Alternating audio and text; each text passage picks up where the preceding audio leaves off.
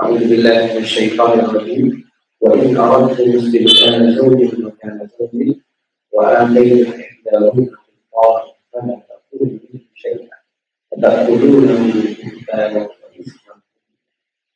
Allah Subhanahu wa Ta'ala akan membahas tentang sebuah kezaliman yang terjadi di masa itu. Ini yang menonjol dalam surat An-Nisa di awal-awal itu adalah mengungkap jenis kezaliman terhadap perempuan. Dan nanti baru setelah itu tantangan positifnya diatur setelah itu ya. Yang terjadi pada waktu itu adalah ketika seorang laki-laki ingin mengganti istri, itu bahasanya luar biasa. Belum dibahas tentang talak ya. Karena seolah-olah saking gampangnya orang mengganti istri. Maka di sini bahasanya wa in aradtum istibdala zaujin maka zaujin. Jadi ini bahasa gampangannya adalah jika kalian ingin mengganti istri dengan istri yang lain. Jadi ganti istri maknanya apa? Jadi talak kan? Maka apa yang terjadi? Ini cerita di waktu itu. Wa ataitum ihdahunna qintaran, dan engkau telah memberikan kepada ihdahunna, menandakan memang zaman itu betul-betul tidak dihargai perempuan. Tapi ini menandakan seorang perempuan juga ada juga yang mendapatkan harta banyak. Qintar itu adalah malan katsirah, harta yang banyak. Ketika engkau menikahi seorang perempuan dan diberikan mahar serta nafkah yang sangat banyak, kemudian ingin menceraikannya, kata Allah Ta'ala ini saya, jangan diambil balik lagi duitnya, meskipun sebagian saja.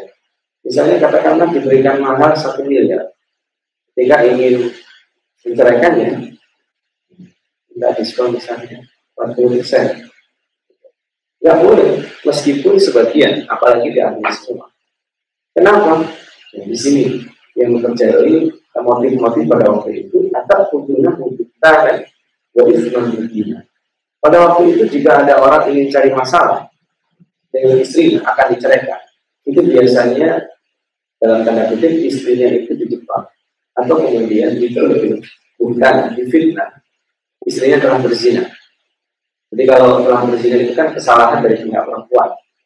Nah kalau dalam posisi seperti itu dicerai, berarti perempuan yang salah, dia diceraikan karena kesalahannya, maka duitnya diambil alih lagi. Itu akal buruk yang dilakukan oleh orang laki-laki di zaman jahiliyah. Allah Subhanahu wa Ta'ala ingin menuntaskan itu. Atau ujungnya memberikan lebih mungkin. Jadi jenis kezaliman ini seolah-olah benar.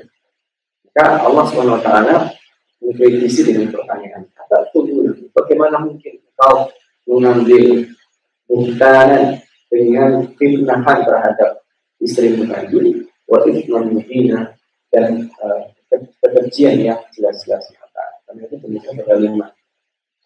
Ini jenis kezaliman yang pertama.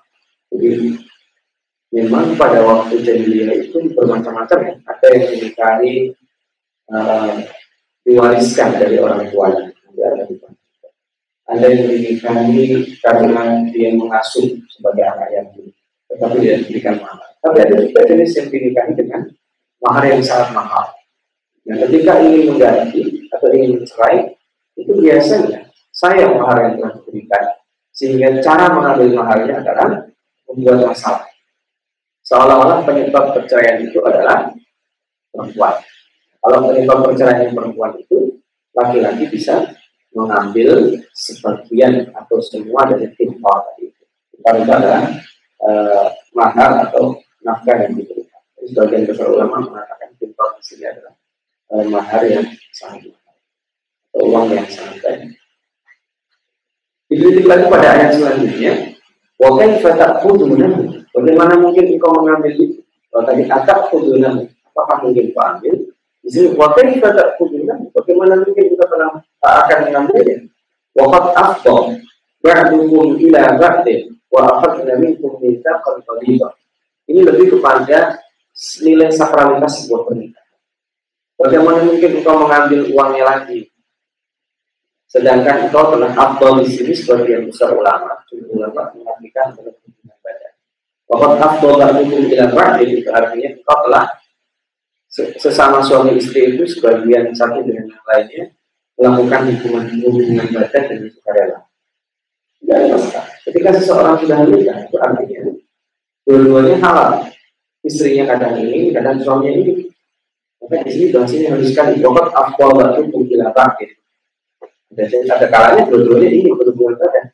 Tapi ada kalanya ini kata-kata ini menandakan bahwa kadang yang laki-laki yang ini, kadang yang perempuan yang ini, kadang dua-duanya ini. Nah, ini bagaimana ketika mengambil sesuatu yang menghalalkan itu. Wa akhadna minkum mitsaqan ghalidha, dan engkau telah mengambil dari mereka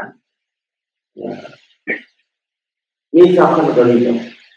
Wa akhadna minkum mitsaqan ghalidha, dan mereka istri-istri kalian itu sudah mengambil dari kalian mitsaqan ghalidha, janji yang wajib dibahas yang luar biasa. Pernikahan itu dibahasakan Al-Quran di sini mitsaqan ghalidha, ikatan yang sangat kuat, yang sebenarnya mayoritas orang itu berusaha mempertahankan ikatan pernikahan. Jadi kalau dicari secara umum orang menikah kemudian terdapat masalah di dalam hubungan pernikahannya, sebagian orang itu menganggap itu nikahkan wajib. Dan Allah menambahi, memang yang terjadi harusnya begitu. Jangan mudah menceraikan. Maka nanti kemudian ada hadis, jangan bermain-main dengan pernikahan dan perceraian. Nah, itu kalau dilakukan main-main jadi serius, kalau serius jadi serius lagi. Tetapi kemudian bahwa kenapa? Karena ini adalah nikah kontrol, ini sakralitas. Pernikahan itu sebuah lembaga yang membuat di situ ada tanggung jawab. Berbeda dengan yang dilakukan di zaman jahiliyah, dia dihitung materi. Jika sudah tidak cocok, karena sudah tidak, dia mengambil pintar. Apalagi perempuan itu ketika dinikahi, tadinya ketika masih awal-awal dinikahi itu jangan bisa-bisa. Ketika pernikahan luar biasa, biaya pernikahannya, dia diberikan nafkah, maka disebut pintar. Jamaknya pintar panatir dari dalam surah Al-Imran. Jadi nantinya sekundu syahwat bisa jamil kalau panatir pintar dengan jahat. Jadi diberikan emas, diberikan perak, diberikan rumah, diberikan ini. Ternyata kemudian istiqdah, mereka ingin mengganti. Jadi mereka sebenarnya tidak paham apa itu makna kita dan apa makna salah. Dan ini belum dikenal. Allah belum memperkenalkan makna salah yang sudah An-Nisa ini. Itu dalam pokok sudah dibahas panjang.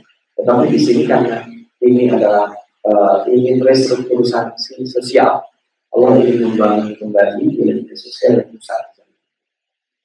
Nah, misalkan hal itu juga tanggung jawab, karena di dalam rumah itu pimpinan itu nanti dibahas ya. Setelah ini nanti setelah kasus-kasus pernikahan, Allah akan membahas leadership di tengah keluarga.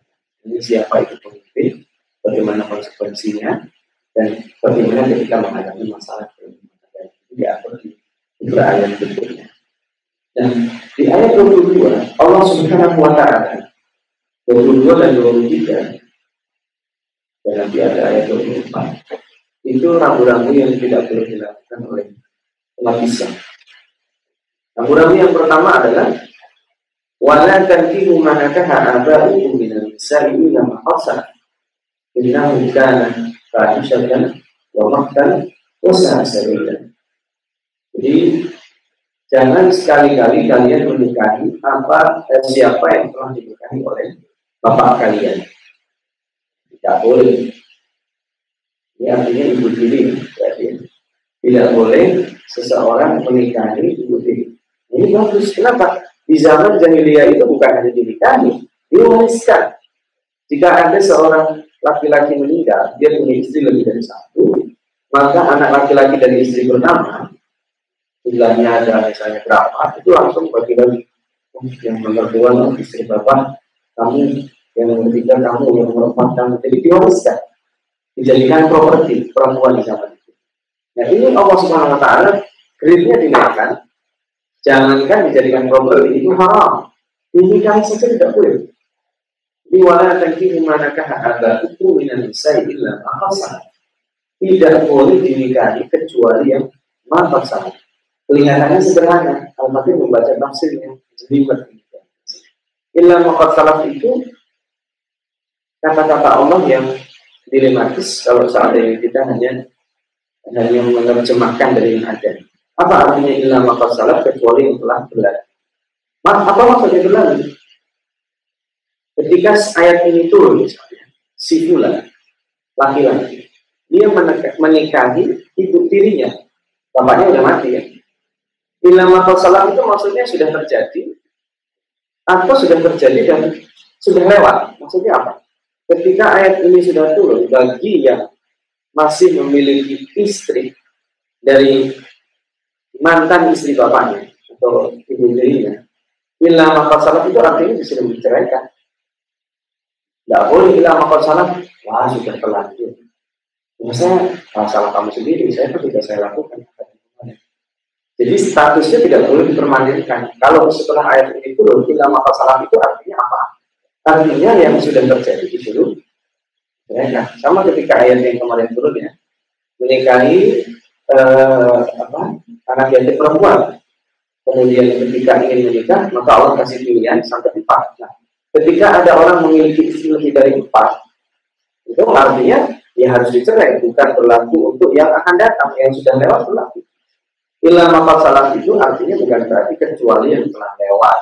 Kalau dipahami begitu saja kan, itu sih kan dia nikahi ibu dirinya. Kan illa maqasalah sudah terjadi, tidak berlaku. Bukan.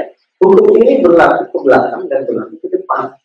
Illa maqasalah itu berarti orang yang sekarang menikahi, statusnya dia menikahi ibu dirinya, dia harus dilepas. Itu makna illa maqasalah. Illa maqasalah yang sudah dilakukan tempoh hari itu dimaafkan oleh Allah. Kenapa? Innahu kana fahishatan wa maqtan wa sa'asabila. Itu pas sekali. Kenapa? Fahisyah. Fahisyah itu di dalam Al-Quran disebut perzinahan. Itu seburuk-buruk perzinahan. Ya, bagaimana mungkin seseorang, mohon maaf, berhubungan badan dengan ibunya? Kan dikiaskan istri bapak kita itu adalah ibu kita. Maka disebut innahu kana fahisyah. Kana fahisyah wa maqtan. Maqtan itu dibenci sama Allah, wa sa'asabila dan seburuk-buruk jalan. Kita digabung ini berat sekali. Kenapa? Karena memang nanti ada syaitan itu ketika ingin menguji bala tentaranya, dia ingin tahu kamu telah berbuat apa menyesatkan orang. Jadi kalau diceritakan dalam sebuah amsal, ya, dalam sebuah amsal itu diceritakan 3 orang ini yang setan ini ya ingin beradu siapa paling buruk di antara mereka. Kemudian lewat seorang perempuan. Perempuan ini kemudian ketika lewat dibuka auratnya, ditendang, dipukul. Kemudian dia tetap saya yang paling buruk di antara kalian karena melakukan menjadi perempuan yang harus jadi yang dilepas. Setan yang kedua yang menjelma menjadi manusia. Kemudian mohon maaf dia berzina dengan seorang perempuan ya, dan mengatakan saya begitu harusnya perempuan itu ini kita dizinai. Kemudian yang ketiga komentari kalian belum apa-apa. Yang kalian dilakukan yang pertama dengan yang kedua itu biasa. Yang paling buruk itu saya. Dan kenapa paling buruk? Kok belum berbuat apa-apa? Kenapa saya paling buruk? Karena mohon maaf, perempuan yang tadi kamu zina itu adalah saya. Kenapa dia paling buruk? Karena membiarkan. Jadi membiarkan seorang itu dizinai orang lain. Itu buruk. Nah sekarang membayangkan bagaimana mungkin dia berzina dengan ibunya. Jadi ini kan harusnya. Dan kenapa istri para nabi, istri Nabi Muhammad SAW itu diharamkan? Karena dia disebut dengan ummahatul mukminin. Ummahatul mukminin itu statusnya dia harus dihormati sebagai ibu. Meskipun sebagai ibu itu ya auratnya tetap seperti halnya perempuan yang lain. Dia statusnya naik sebagai ibu. Maka seharusnya ibu itu tidak dinikahi, tetapi dihormati. Dan di sini yang melakukan itu karena fahisha, tetapi ini berlakunya bukan yang ulama pasal. Perintah ini sudah ada, kalau tetap dilakukan, maka inna kana fahisha. Karena di sini bukan berarti kita lewat. Inna kana fahisha dan wamakkan wasa asabila bagi orang-orang yang tetap melakukan itu. Hanya ini kemudian dijadikan dilalah. Ulama pasal itu bukan berarti yang sudah melakukan pernikahan bagaimana? Ceraikan. Yang sudah melakukan pernikahan dengan ibu tirinya bagaimana? Tidak boleh dilakukan, harus diberhentikan. Ulama masalah itu kecuali orang sudah mati. Sudah mati ya apa boleh buat? Sudah terjadi seperti itu ya.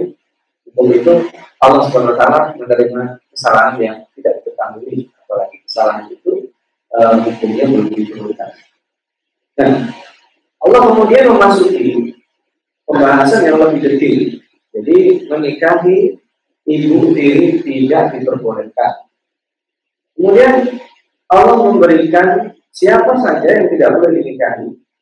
Hurrimat alaikum ummahatukum. Jelas ini tingkat keharaman nomor 1 adalah menikah dengan ibu kandung. Tak boleh. Haram hukumnya menikah dengan ibu kandung. Yang kedua, wa banatukum, menikahi anak kandung tidak boleh. Kita mungkin akan tertawa, harus dibahas. Karena di zaman-zaman sekarang itu nanti orientasi seksual itu aneh-aneh. Yang mungkin kita tidak pernah tahu nanti di suatu zaman yang kita hidup sekarang, pernikahan lelaki dengan lelaki, perempuan dengan perempuan sudah disahkan di berbagai tempat. Nanti tidak lama lagi seorang saudara menikahi saudaranya boleh, itu hak asasi, urusan. Jadi ummahatukum nomor 1 harus dihormati, wa banatukum dan nomor 2. Yang ketiga, wa akhwatukum, ini keluarga dekat ya. Hurrimat alaikum ummahatukum wa banatukum wa akhwatukum, ini keluarga dekat. Ibu, ya, anak dan saudara perempuan. Saudara perempuan tidak boleh dinikahkan. Wa ammatukum wa khalatukum, dan bibi dari saudara bapak. Jadi bapak punya adik perempuan atau punya kakak perempuan, tidak boleh dinikahi. Dan juga bibi dari ibu punya adik, ibu punya kakak, tidak boleh dinikahi. Ini yang menarik ya, dalam bahasa Arab dibedakan antara amat dengan khalat. Amat itu bibi dari bapak, ya. Kalau khalat itu bibi dari ibu. Dua-duanya tidak boleh dinikahi. Jadi inilah yang dalam mazhab Syafi'i, kalau kita bersentuhan kulit salaman dengan mereka tidak batal. Yang disebut ini kalau dalam fikih Syafi'i kan bersentuhan dengan perempuan membatalkan wudu. Yang disebut ini tidak membatalkan.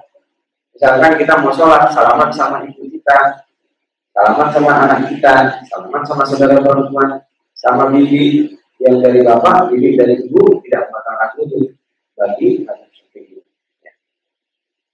Wa banatul akhi ini anak perempuan saudara laki-laki, wa banatul ukhti. Jadi keponakan. Saya punya adik saya punya anak. Nah, itu keponakan saya tidak boleh dinikahi. Baik saudara perempuan ataupun saudara laki-laki, itu sama saja. Keponakan tidak boleh dinikahi.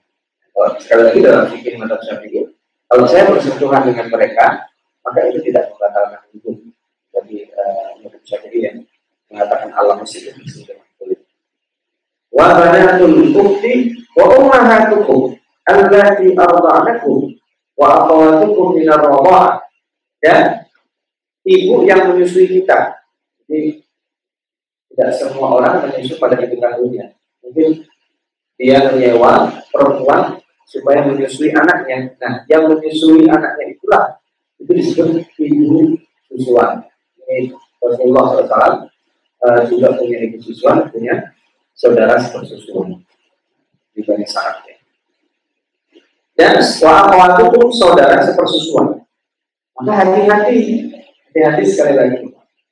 Kalau misalkan kita nih lagi berkunjung ke rumah teman, ke rumah saudara, kemudian anak kita haus, karena haus kemudian disusui sama istri teman kita, ya kan? Statusnya ini dia jadi apa? Jadi anak susunan ini harus dijelaskan dan harus diingat. Jadi dia nanti tidak boleh menikah sama anak orang yang menyusui, kalau sama ibunya mungkin enggak lah ya. Kedua. Jadi misalkan suatu ketika ini anak dia besar dan dulu dalam sejarahnya pernah disusui, maka itu tidak boleh menikah dengan anaknya, karena itu berarti akhwat firro'ah, saudara sepersusuan. Jadi berarti ketika seseorang menikah dia harus clear, calon istri saya ini bukan ibu, bukan anak, bukan saudara yang tadi disebutkan, dan tidak ada hubungan sepersusuan. Harus clear, karena membahayakan kalau kita tidak clear dulu, itu hal. Kemudian wa ummahatu nisaikum, dan ini ibu mertua. Jadi ibu dari istri kita itu tidak boleh dinikahi. Wa ibuhum allati fi hujurikum min nisaikum allati dakhaltum bihi, dan anak angkat. Jadi anaknya istri yang kita nikahi. Ini kita menikah misalnya dengan seorang janda yang memiliki anak. Tetapi syaratnya kalau sudah bercampur berhubungan badan dengan ibunya, maka anaknya secara otomatis tidak boleh. Tetapi ketika belum berhubungan dengan ibunya dan kemudian dicerai, maka menikah dengan anaknya diperbolehkan. Caranya sederhana aja. Ini betul-betul Islam menjaga keturunan. Karena kan nanti kalau saya berhubungan dengan ibunya, berhubungan badan, bercerai, punya anak, ya kan? Kemudian berhubungan sama anaknya, menikah, punya anak. Ini kan menjelaskan ini anak apa? Hubungan nanti manggil-manggilnya ribet. Mereka itu kan statusnya kan jadi saudara atau itu yang ketidakjelasan nasab itu yang tidak diinginkan oleh agama kita. Tapi sampai itu syarat. Kalau belum berhubungan badan, silakan kamu nikahi anaknya. Kalau sudah berhubungan badan, meskipun sudah dicerai, tidak boleh. Nah, Assalamualaikum wa halailu abnaikum, dan istri anak kita.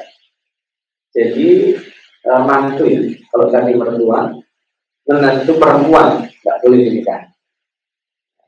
Kalau tadi itu jadi di sini menantu perempuan tidak boleh dinikahi. Min aslabikum, dari anak ini anak asli. Kalau anak yang bukan anak asli tidak apa-apa. Menantu anak tiri misalnya. Kan kita punya anak tiri, kemudian punya istri. Nah, itu kan jatuhnya menantu bukan dari anak yang dari aslam kita, dari keturunan langsung. Kalau seperti yang dilakukan oleh Nabi Muhammad SAW. Nabi Muhammad SAW kan menikahi Zainab binti Jahsy. Zainab binti Jahsy itu adalah mantan istri dari anak angkatnya Zaid bin Harithah. Jadi Harithah itu kan bukan anak kandung Rasulullah SAW. Menikah dengan Zainab binti Jahsy, dan kemudian Zainab binti Jahsy diperintahkan Allah untuk dinikahi oleh Rasulullah SAW.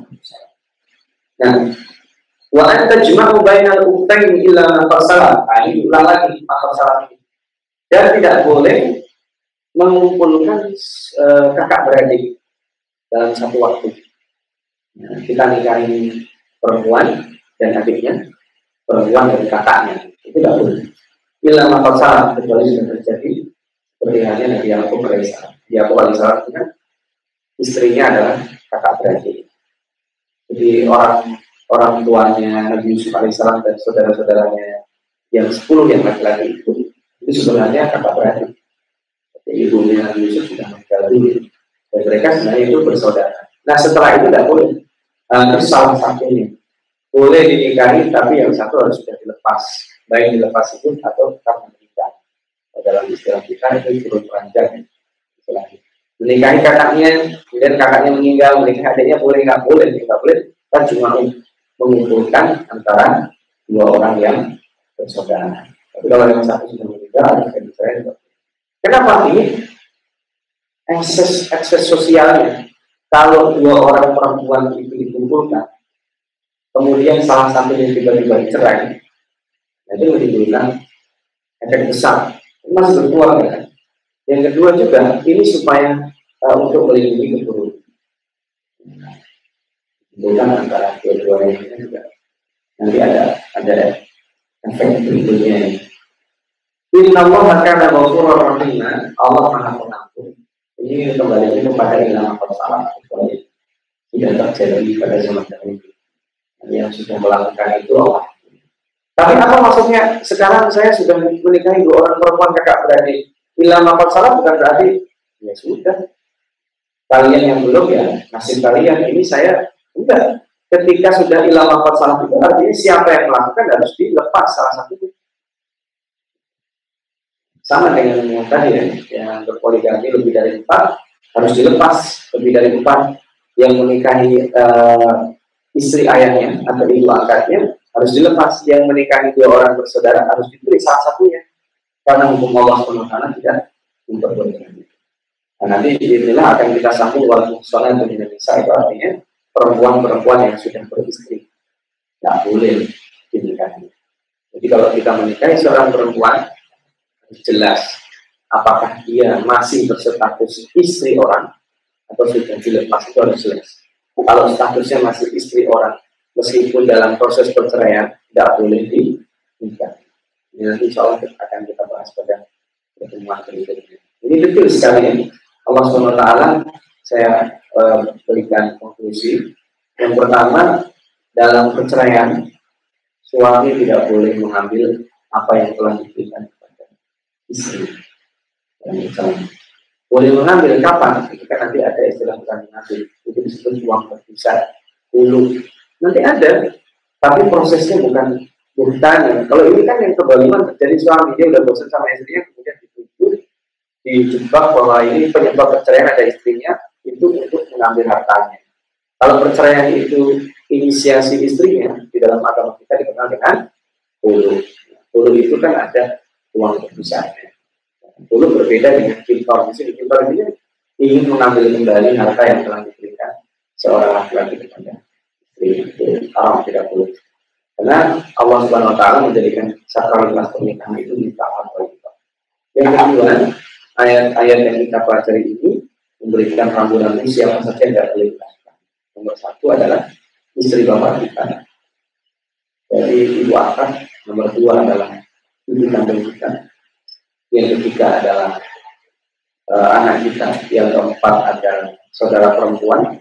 Yang kelima dan keenam adalah ibu dari ayah atau ibu. Yang ketujuh itu adalah keponakan dari saudara laki-laki. Yang kedelapan keponakan dari saudara perempuan. Yang kesembilan adalah ibu susuan. Yang ke-10 adalah saudara sepersusuan. Yang ke-11 adalah ketua perempuan. Yang ke-12 adalah anak angkat yang ibunya sudah berhubungan badan dengan dia. Yang ke-13 adalah menantu perempuan. Yang terakhir di ayat ini ke-14 adalah menunjukkan 2 orang perempuan. Ini yang bisa kita katakan pada pertemuan kali ini.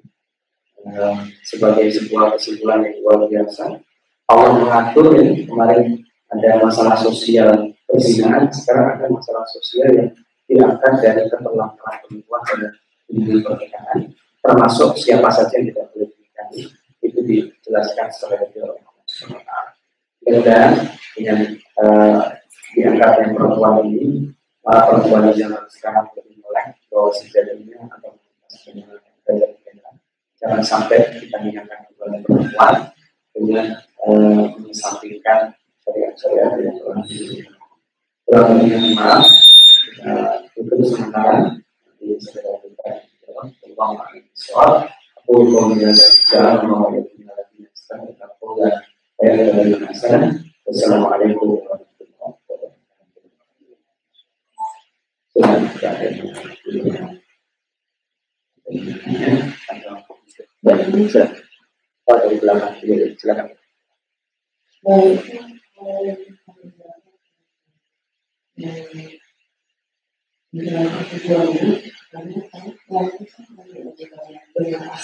Ya. Nah, jadi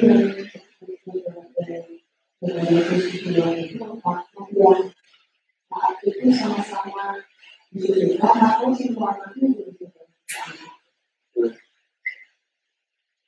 Kemudian yang kedua, kalau misalnya yang kemudian ditujukan oleh suaminya ada dan itu maksud perceraian jadi tidak bisa jelas seperti itu. Nah, orang memang yang menyatakan bahwa dia tidak ditinggal oleh suami tidak ditinggal itu bisa boleh dia mengajukan. Ya, terima kasih. Yang pertama tentang persusuan. Persusuan kan berarti ketika kita menyusu kepada seorang perempuan yang bukan hidup kita, itu kan berarti otomatis kita menjadi saudara bagi anak-anaknya. Maka itu otomatis anak-anak yang perempuan tidak boleh menjadi istri kita. Bukan hanya yang satu level, misalnya kita disusui sama si ayah perempuan di dalam kita. Dia punya kakak perempuan, punya adik perempuan. Ya, itu tidak boleh. Ya, termasuk saudara sepersusuan ya, kakaknya dulu kan pernah nyusu sama dia, sama ibu. Kecuali kakaknya nyusunya susu formula dan tidak pernah nyusu ibunya, itu boleh. Jadi kalau kakak perempuan ya, apa adik perempuannya nanti itu nyusu sama ibu, sama perempuan itu ya kita nanti. Maka sebenarnya donor ASI itu harus jelas. Donor ASI diperbolehkan kalau jelas ini ASI dari ibu si A, kemudian diberikan kepada laki-laki ini, anak bayi laki-laki, sehingga ini statusnya itu adalah ibu susuan. Jadi anak-anak yang menyusu sama dia nggak boleh, meskipun itu bukan anak kandungnya. Misalkan ada seorang ibu menyusui, dia pekerjaannya itu kan zaman itu kan menyusui itu adalah pekerjaan. Jadi dia menerima saudara sepersusuan anaknya itu mungkin ada 5. Yang kelima-limanya itu nggak boleh dinikahi, meskipun bukan anak kandungnya. Ibu A itu menerima dia menyusui anak bayi dalam saat yang sama, dia menyusui 5 orang anak. Ada yang laki-laki, ada yang perempuan. Itu semuanya tidak boleh kali ini. Termasuk menikahi anak kandungnya yang dia susui. Kalau anak kandungnya itu tidak dia susui, kamu boleh di. Jadi bukan saudara sepersusuan, tapi tidak harus anaknya yang menyusui. Orang lain yang menyusui sama dia itu juga tidak boleh.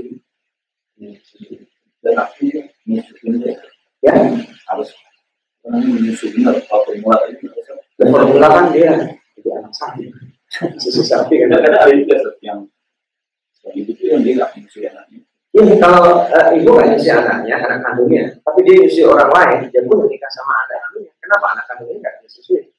Jadi kalau anak kandungnya dia susui juga, itu dia nggak boleh menikah dengan ibu yang dia menyusui dengannya atau saudara sepersusuan tadi. Saudara itu tidak dilihat apakah dia anak kandungnya ibu yang menyusui tadi, ataupun yang sama seperti hubungan itu tadi, sama-sama orang lain tapi nyusui sama seorang perempuan, itu juga tidak boleh. Nah itu baru kemudian yang dibahas dalam fikih, dibahas sebenarnya. Tapi ini ya nanti silakan dicek lagi. Seberapa boleh seseorang dianggap haram menikah dengan perempuan sepersusuan? Ada yang bilang sekali nyusu, mungkin bisa jadi sekali nyusu cuma 2 tahun kan, gitu. So cuma karena itu haram. Nah itu ada yang membahas fikih. Ada yang sampai 5 tahun, ada yang sampai 2 kali majelis misalnya nyusui, sekarang nanti nyusui lagi di majelis lain, itu kan teknis. Tapi sebagai hati-hati saja, selama dia sudah pernah menyusui pada seorang perempuan itu berlaku untuk sama menikah dan menikah dengan saudara saudara.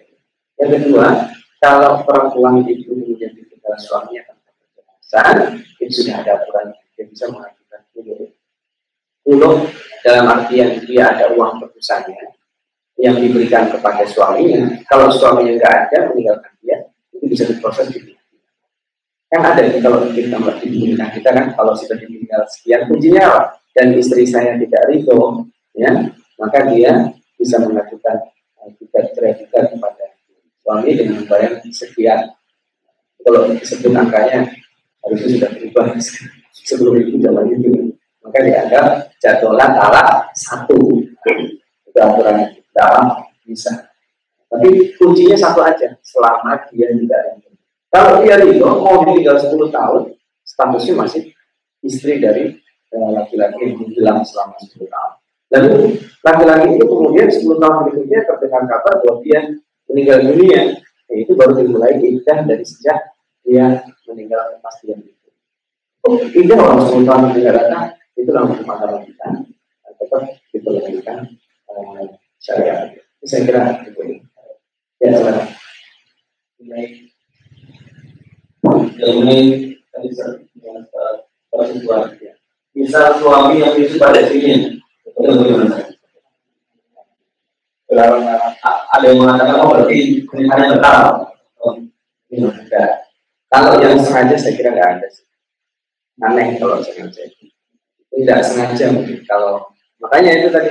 Kalau sengaja berarti tidak boleh. Apakah membatalkan pernikahan? Ya, membatalkan pernikahan itu dibahasnya dulu. Tapi saya kira kalau tidak, kan makanya tadi disebut apakah yang disebut menyusui itu sah atau dua teguh, ya? Apakah secara umum? Jadi saya kira tidak sampai membatalkan karena tidak ada yang salah. Aneh rasanya kalau sengaja, dia bisa menyusui itu. Itu ada lagi, ada bisa. Kalau masalah apa namanya yang mengatur pengertian batasan maksimalnya di dalam memperlakukan apa namanya sempurna. Dan kalau kemudian ada seorang lagi di sama mertua, saya tidak pasti yang selalu melakukan. Kalau ke mertua itu kan jadinya seperti orang tua kita, cium tangan, cium itu tidak apa-apa. Jadi itu nantinya larinya bukan lari pada adat ketimuran, karena kan menganggap itu orang tua kita, menghormati sama aja. Dan nanti kita tahu lah, kalau misalnya untuk menyentuh mertuanya dengan syahwat, nanti tidak boleh. Baik dari menantu perempuan ke mertuanya, ya. Ataupun sebaliknya kita orang tua ke menantu kita. Tapi ini kan jatuhnya di dalam, makanya di dalam hukum Syafi'i itu tidak membatalkan. Seorang menantu dia salaman ya, cium tangan sama yang laki-laki sama ibu mertuanya atau yang perempuan dengan bapak mertuanya, itu dalam fikih Syafi'i tidak membatalkan itu. Karena kan itu posisinya anak sama orang tua sama. Ya, kalau cinta, tapi kadang-kadang dalilnya ada beberapa sampai duplikasi gitu, dari ada sedikit apa namanya? Alam ya, karena standarnya kalau setahu saya selama itu dilakukan sama orang tuanya, berarti kan menganggap orang tua teman, kecuali sama orang tua kandung enggak, sama mertuanya itu aneh. Sama anaknya anak kandung tidak dilakukan, dia melakukan kepada anak menantunya. Misalnya dia punya anak kandung perempuan, tidak melakukan itu, tapi sama menantu perempuan melakukan itu, berarti ada yang aneh. Tapi selama itu semua anaknya dilakukan sama, tidak apa-apa. Karena itu statusnya dia tidak boleh ditinggal anak menantu itu, atau seseorang dengan ayah menantu mertuanya atau ibu mertuanya. Tetap dia statusnya sebagai orang tua atau sebagai anak yang tidak boleh ditinggal.